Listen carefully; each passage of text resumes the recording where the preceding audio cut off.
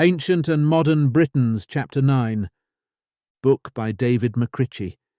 This chapter will discuss the following: Specimens of the Dubh Gennti, the Tawny People, Welsh Examples, some Ethnological Deductions, Memories of the Blacks, a Teviotdale Blackamoor, the Lost Value of Surnames. Start of chapter. It has been seen that the topography of our country, and many other word witnesses in our speech, all testify to the presence of a black race not yet blended with the white, and other evidences of history, of legend, and of custom have been adduced. But of the traditional memory of the Blackamoor, still visibly impressed upon the minds of our peasantry, very little has been said. The Black Morrow, who from his forest den ravaged the neighbouring country, and the Black Knight of Lancashire, who held the people in vassalage and used them with great severity, were two distinct specimens. But they can be matched with many others. The popular tales of the West Highlands are full of dark-skinned people, whose deeds are often recited by people half unconscious of the fact that they too are anything but white. In the tale of the shifty lad, there is the Dubh of Arcaloin, who is perhaps identical with the black robber, and Dnbh of the Barra fisherman's story. Two tawny women figure in the tale of the soldier, and the widow's son is variously described as a slender dark lad, a black lad, and a black rough-skinned lad, while Ain the soldier's son encounters a black fisherman who lives in an island cave. The song of the Yellow Muiliartich mentions the three sons of the dusky black king Duin, and also introduces Dubh, dusky black, prince of Lomhan, and the Gruagash, who figures in the lay of the great fool, is of brown complexion. The king of Eospainde, who is a prominent figure in the story of Conall Gulban, is a slender black man in one version, and in another lean-boned, savage and swarthy. The black warrior Mordub, that is Blackamoor, Morrow Moray, or Moor, has already been spoken of, and Mr. Campbell further states, in remarking upon British traditions, that a great black giant with a club appears in many Gaelic and Breton tales, and in the same chapter he also speaks of the Naikan Dubii na Luideag, or Black Girl of the Clouts, as well as of certain bald swarthy youths. In addition to these, there is, in the tale translated, the Sharp Grey Sheep, a bald black-skinned girl introduced, the hero of the Lay of Osgar, Bat, Brown Osgar of the Alba, and a big black girl who figures in an anecdote suggested by the Song of the Smithy, complete my tale of West Highland specimens.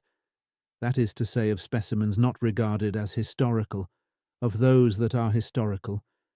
Perhaps as good an example as any will be found in the person of Alan MacRuari, black heathenot of the 15th century. We are told that Alan MacRuari, great-grandson of Ranald and chief of Clan Ranald, was one of the principal supporters of Angus, the young lord of the Isles, at the Battle of the Bloody Bay, and that he also followed Alexander of Lochalsh in his invasion of Ross and Cromarty in 1491, receiving a large share of the booty taken on the occasion. His portrait is preserved in a Gaelic song composed after his death, and written down afterwards by the famous Dean of Lismore, in whose book, as translated by Dr. MacLachlan, the lines may be read. The poem or song is a hearty outburst of relief at his death and exultation over his probable fate. It begins thus: "The one demon of the Gael is dead, a tale 'tis well to remember, fierce ravager of church and cross. The bald-head, heavy, worthless bore, and he is apostrophized in another place in this fashion: Macruari from the ocean far, bald-head Allen, thou so faithless, that thou hast not thine only crime ravaged I and Ruchligoran, thou art Inche Gaul's great curse." It is probable that he was called a boar, from the shape of his headgear and armour, presumably fashioned after the manner of the Iceland sculptures, and the bronze beast-shaped headpieces found occasionally in Scotland. This name is plainly given to him for some reason or another, because in another line he is again styled a boar, and the reason just surmised seems the likeliest. but in the second reference of this kind he receives another epithet. He is the black-skinned boar, and it is stated that many were the devils in his train. Now, this term of devil was at one time quite commonly used to denote certain races of black men, as will be more distinctly pointed out hereafter, so that the black-skinned Allen and his band of swarthy devils were simply so many Dubh Gauls. The race to which Allen belonged was styled Macruari, that is, the sons or kindred of Ruari, Rory or Roderick. It is difficult to decide, when considering old surnames, the exact date at which this or that name has become meaningless. For of course all names were once given for a reason, although as we now employ them, they are only convenient signboards, used without any reference to their etymology. But in this case the sons of Ruari were well named, for Ruari, Ruaidri or Roderick may be rendered the tawny chief, being a compound of Ruad, Germ, Roth, Oldgael, Roten, Eng, Red and Ruddy, and Ri, Rick or Rai, in Gipsy, Riali, a kinglet or chief. This word is often translated king, but a Ri was not exactly what we now understand by the word king. That swarthy warrior, Thorfinn the Dane, possessed a great number of rikis in Orkney, Scotland and Ireland at the time of his death, as the sagas tell us. But these were not, properly speaking, kingdoms. Even earl seems too high a rendering of Rai, since Thorfinn's earldoms gave him his highest title. Chief is perhaps as suitable a synonym as any. The title appears in many names of individuals, e.g. Alani, Teodow, Herman, Rik, Roderick, Ossu, Citron, etc. In all these cases, the whole name seems capable of being translated after this fashion. Carlyle states, I presume at second hand, that Dietrich or Theodoric signifies rich in people. But this will not do. Else we should have Hernianrik, rich in Germans, Roderick, and rich in Tawny People, and so on. It may well be that the adjective rich, being expressive of a quality belonging to a ri, ria, or raig, really comes from the same root as the noun. But the simplest aid, most natural meaning of the word, where it terminates a proper name, originally appellative, is that rendered by king or chief. In this way the first Hermanric was a king of the Germans, the first Theodoric a king of the people or Teuts, see Strangford's Letters. It might have been doubtful whether Ruad in this instance signified tawny, and not rosy or ruddy-faced, or perhaps rear-haired. This might have been doubtful were it not for the fact that the poem, just quoted from, distinctly reveals those men as black-skinned. That Ruad does sometimes signify tawny we have already seen, the authorities for this rendering being Dr. Armstrong and Mr. J. F. Campbell. Therefore this etymology and the contemporaneous picture both agree in depicting those sons of Ruari as the clan of the tawny chief, or perhaps more correctly, the clan of the chief of the Tawny People. Moreover, their genealogy also concurs with this deduction, for this pedigree shows that the clan Ruari and the clan Dubhgail or Dougal, black heathen, are descended from brothers, and the reason why one division of this tribe should be Ruad, or tawny, and the other Dubh, or black, may be guessed from the mixture of whites and blacks that form the family tree, there being a Ranald, the white, in two different generations. In other words, the Gentiles of pure colour and the black heathen, known in history as the Norsemen and the Danes, had in this particular family become amalgamated. That the dark blood greatly predominated during the 15th century in the Ruaidri branch is shown by the Dean of Lismore's book. Whether this dark blood came wholly from the Danes, or partly from their kindred, the earlier Moors, may be questioned. There is more than one Ruaidri in the pedigree of an ancient race, supposed to be that of the old Marmors or Earls of Moray, towards the beginning of the 11th century. Wulfdictrich, a king of the wolf, Totemid, people, Hugdietrich, a king of the boar, tribe, and so on. There may be many opinions as to the proper translation of the clan names indicated by this somewhat numerous class of names, but it is difficult to see how their terminative syllable can be otherwise translated than by chief or king. but Moor and Dane, ethnologically regarded, are very much alike. Thus, the legends and the history of the Scottish Highlands are both witnesses to the existence of purely black people. The Welsh traditions bear a similar testimony. The hero Peredur, son of Evroc, discovers a company of bald, swarthy youths sitting at the hall door of a black giant, playing at chess. This giant is styled the Black Oppressor, and seems to have been of the same genial nature as the Black Knight of Ashton-under-Lyne. He very frankly informs Peredur that, "For this reason I am called the Black Oppressor, that there is not a single man around me whom I have not oppressed, and justice have I done unto none." And though it does not bear upon the present question, it is therefore satisfactory to repeat the conclusion of the dialogue between him and Peredur. "Since thou hast, indeed, been an oppressor so long," said Peredur, "I will cause that thou continue so no longer." So he slew him. While sitting in the tent of the Empress of Christinobile the Great, Peredur beheld a black man enter, with a goblet full of wine in his hand, and shortly after there entered a black man of larger stature than the other, with a wild beast's claw in his hand, wrought into the form of a goblet and filled with wine. At another time, when he and other Round Table knights were in Arthur's hall at Caerleon, they saw a black curly-headed maiden enter. Her aspect is characterized as rough and hideous. Blacker were her face and her 2 hands than the blackest iron covered with pitch. They must have been very black.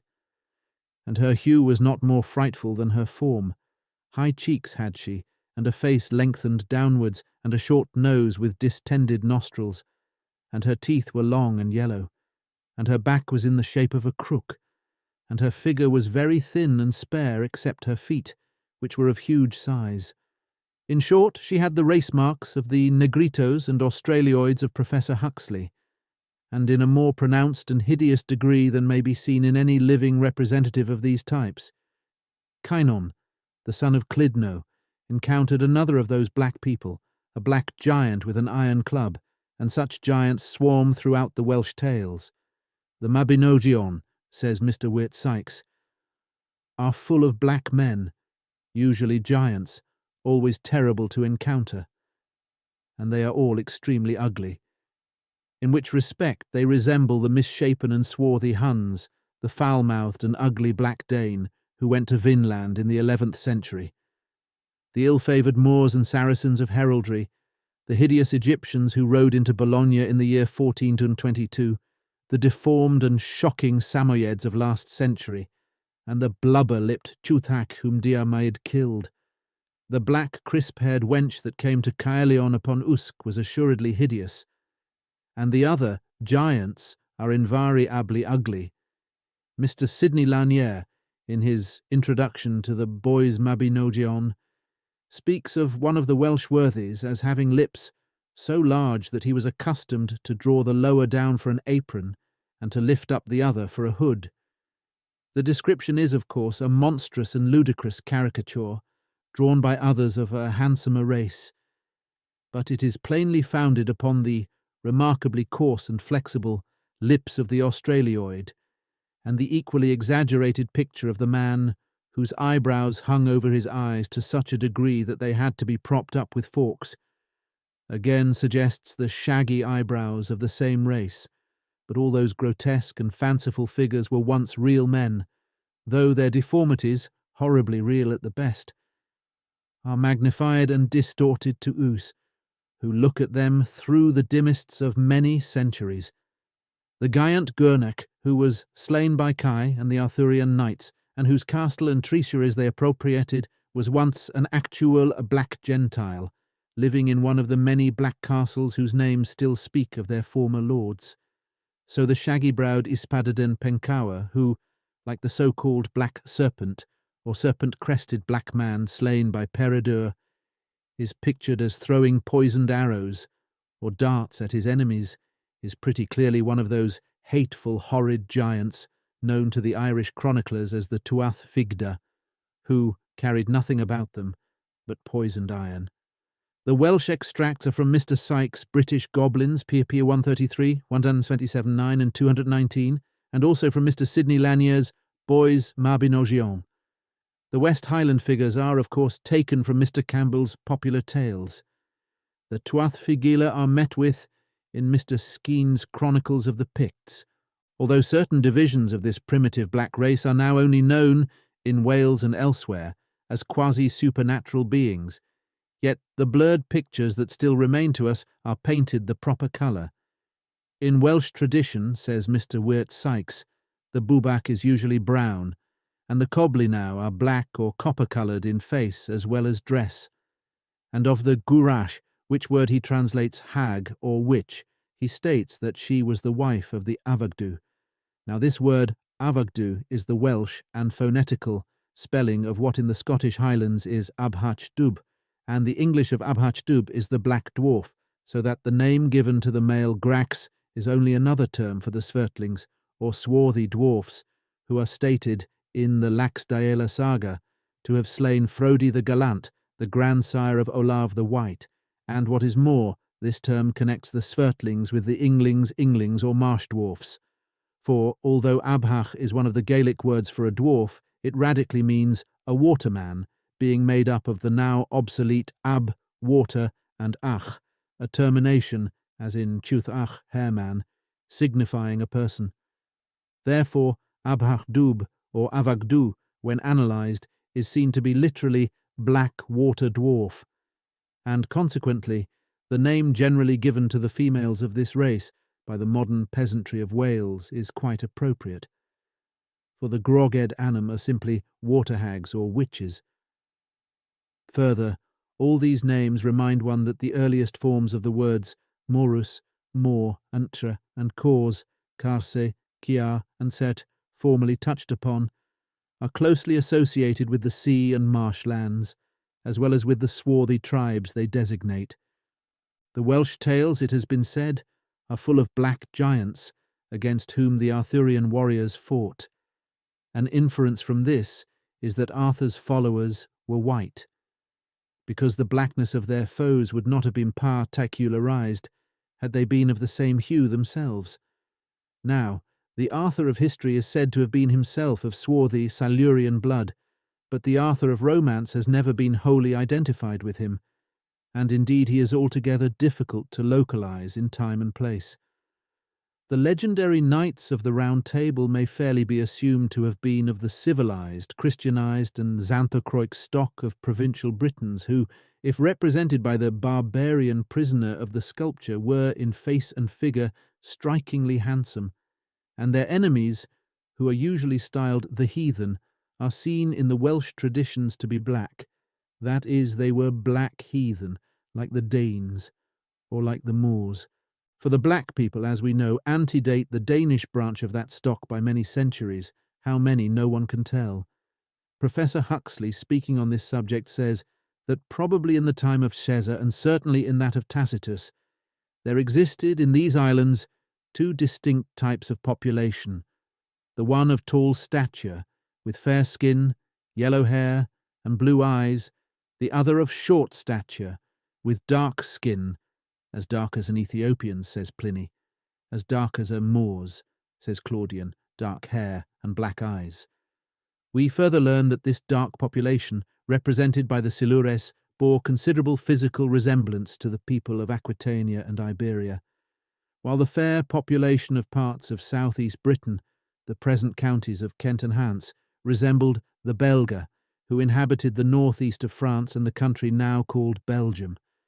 These Belgae, again, were closely akin in physical characters to the tall, fair people who dwelt on the east bank of the Rhine and were called Germani.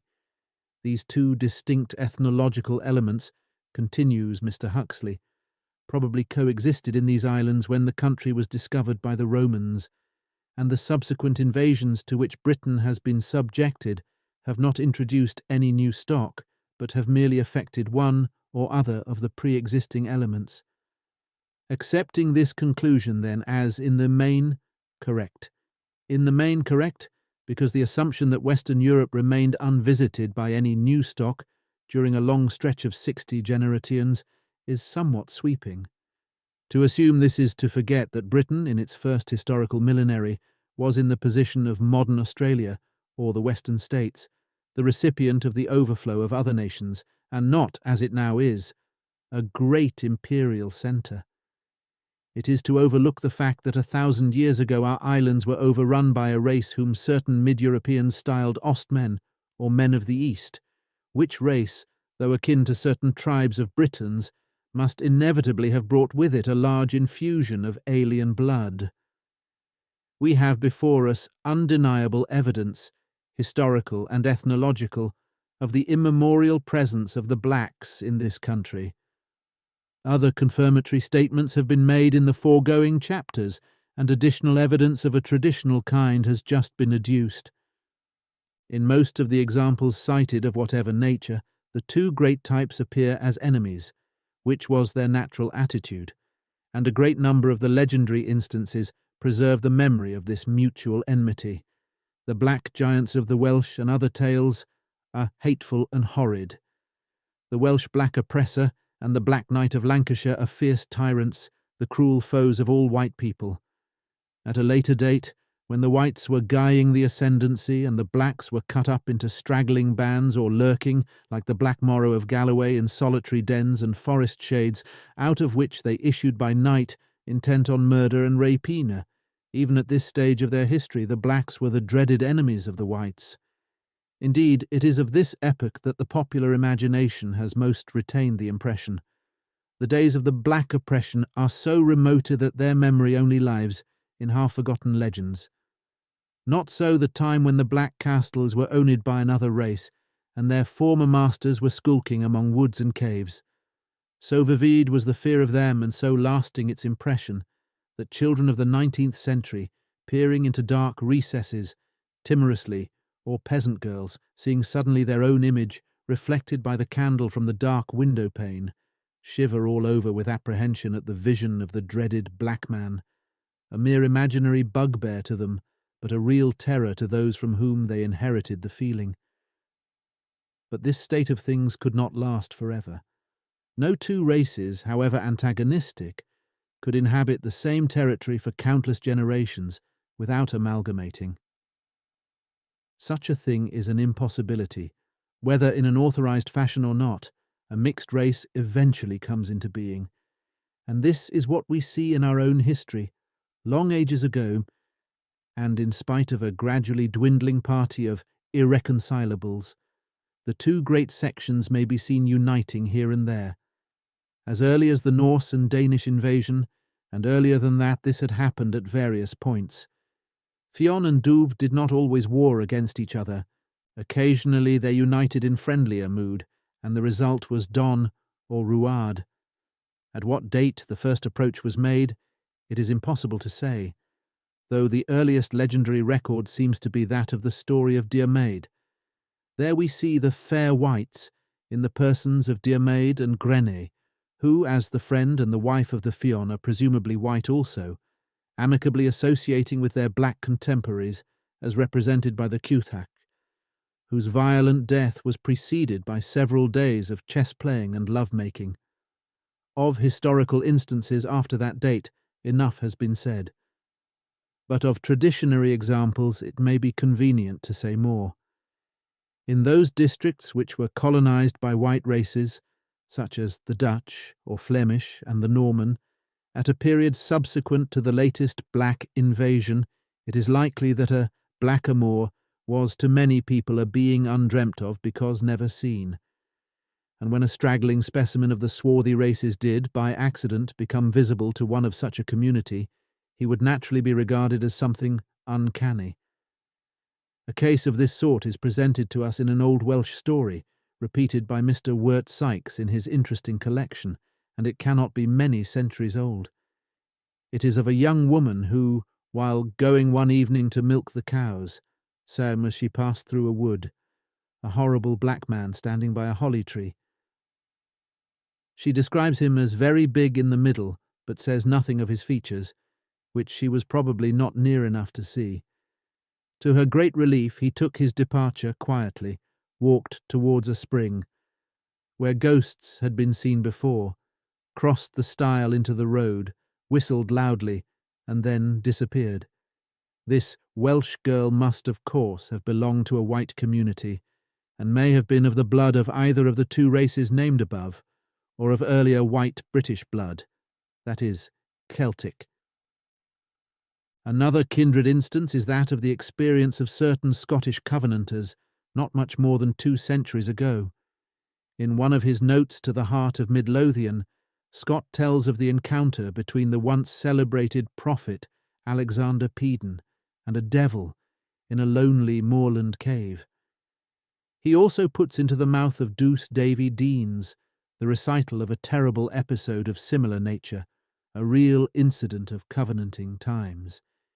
He used to tell with great awe how he himself had been present at a field meeting at Crochmaid, when the duty of the day was interrupted by the apparition of a tall black man, who, in the act of crossing a ford to join the congregation, lost ground, and was carried down apparently by the force of the stream. All were instantly at work to assist him, but with so little success that 10 or 12 stout men who had hold of the rope which they had cast in to his aid were rather in danger to be dragged into the stream and lose their own lives than likely to save that of the supposed perishing man. But famous John Semple of Carsfarn, having told them it was no other than the great enemy who couldn't drown, "Say we let go the rape," said David, and he went adown the water, screeching and bullering like a bull of Bashan, as he's card in Scripture. Now, this story does not show the entire non-acquaintance with black people that the Welsh girl's adventure does, for the black man of the covenanting story was at first regarded as a fellow man, and even as a possible participator in the worship of the conventicle. But he was enough of a rarity to make his would-be rescuers accept famous John Semple's nonsense as truth, never reflecting that any supernatural being would hardly allow himself to be swept away by the current, calling out for help after they had left him to his fate. And since the story is said to be true, we may believe it as a fact that on a certain day in the middle of the 17th century, the corpse of an unfortunate Moor or gypsy went swirling down a lowland river to the sea, thanks to the wisdom of famous John Semple. Here, then, a black man was not regarded at first as extra-human, though perhaps not a very familiar object to the natives of certain districts of Scotland 6 or 7 generations back. There must, however, be many memories of the time when the two opposite types were losing their individuality by peaceful intercommunion. The simple existence of a particular class of mills known as black mills, already quoted, points to this, not to speak of many other black terms of like nature, implying the same result, of Highland and Welsh, and I fancy of Irish, tales, in which there are numerous evidences that the blacks were not always enemies. There is no lack. And this cannot be wondered at, since it is in particular localities of Ireland, Scotland, and Wales that the black blood shows itself the most emphatically at the present day. But even in other neighbourhoods there are manifold tokens of this phase. For example, among the floating literature that used to delight the rustics of a bygone day, those coarsely executed and often coarsely worded tracts, once hawked throughout the country and known as penny chap books, there is one sheet which sets forth to us the comical history of Simple John and his 12 misfortunes. With John and his misfortunes we need have nothing to do, but his wife is deserving of some transitory notice, for her father is casually introduced as the Black Butcher on Teviotdale, and the physical attributes of his daughter are quite in accordance with her lineage. Therefore this Black Butcher of Teviotdale may be taken as a representative of the peaceable, prosaic, workaday Blackamoor, just as the wild and savage gypsy represents, or did represent, the fiercer qualities of the race. The epoch of Simple John is not revealed by anything in the narrative. We can only say that this particular black man lived on before now, as the Gaelic phrase is, but he and his like must have been very numerous at one period, for, had all their kindred shared their ferocious nature of the old-time gypsy, these British Micmacs would be now the only survivors that their outnumbering white-skinned enemies had left, and the MacLanacroy of today would only number a few thousands. but the traces of our black ancestry are visibly existent in 100 surnames. Some of these denote complexion, others do so, but indirectly. The first class includes a great many. There are the clans Ruari and Dougal, spelt Dubhgail or black strangers in their own genealogy. There are all the varieties of Dubh, black, such as Duff, Dow, Macduff, and others. There are Dons, Cars, and Dargs, with their equivalent Duns, Browns, Greys, and Blacks. All these are colour names showing a black or tawny ancestor. So also is the name of Dubhglas or Douglas, literally black swarthy, and that of Murray, with its kindred forms of Moor, Moor, etc. But these only where the original name did not signify de Moravia, whether in Latin or in Gaelic.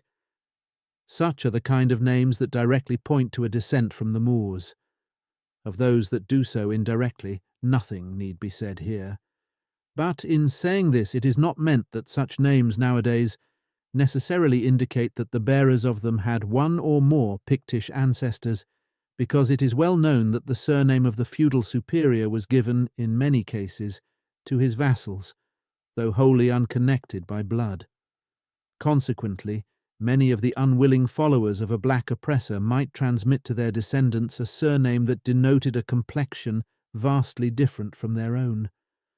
Nor is it to be supposed either that a real descendant of a black or a Macduff must of necessity be found in the ranks of the dark whites, for a patronymic indicates nothing more than a descent from a certain individual, one ancestor out of myriads. They say that in the southern states a man is counted a nigger if he have ever so slight an infusion of Negro blood in his veins. Nothing but the most paltry prejudice could so define him. When a man is 9/10 white or 9/10 black, he is white or black before anything else. But if the Negro ancestor of such a 9/10 white man had lived amidst a white population whose ideas with regard to nomenclature were as primitive as those of our ancestors 1,000 years ago, his offspring would have eventually become known by some such name as Black or Negro, used as a surname. It would have been more in accordance with facts had I supposed the octoroon's Negro ancestor to be a woman. But the parallel would not have been so obvious, as the name inherited would be that of a white man. In this country, the blacks were not always a servile race, hence his superficial difference. Precisely the same thing has actually happened here. We know, as a historical fact, that a Nigavel Dubh has lived and reigned over certain black divisions of our island, and probably over white divisions also, and that a race known as the Sons of the Black succeeded him in history. But, just as our hypothetical octoroon family on the other side of the Atlantic might forever after continue to intermarry only with their white kindred, so might our British octoroons have done likewise, with the result, in either case, that the far-down posterity of the Negro or Moor would be so white that no ethnologist could detect the presence of any other blood. And yet, in both cases, the male descendants would bear the surname first given to their remote authors, a surname signifying the Backs, the black man. The fact is that most of our surnames are so old that while they argue, with considerable force, that this or that man is descended from such and such a race, they give us no help in finding out the predominating blood. Everyone, unless the child of cousins German, is possessed of 8 great-grandparents, but the patronymic only shows the descent from one of them. The other 7 are wholly ignored, so that if one's pedigree is not complete enough to point out clearly, and with authenticity, a feature which, though the most important, is perhaps the oftenest disregarded, every line of the descent, back to the days when each surname had a meaning, the genealogy is only of partial value in any argument of this kind. Nevertheless, the names exist, and with those of topography and of usage, already quoted, and with many a record in written and oral history, they emphatically tell us of a large section of our ancestry whose complexion was black.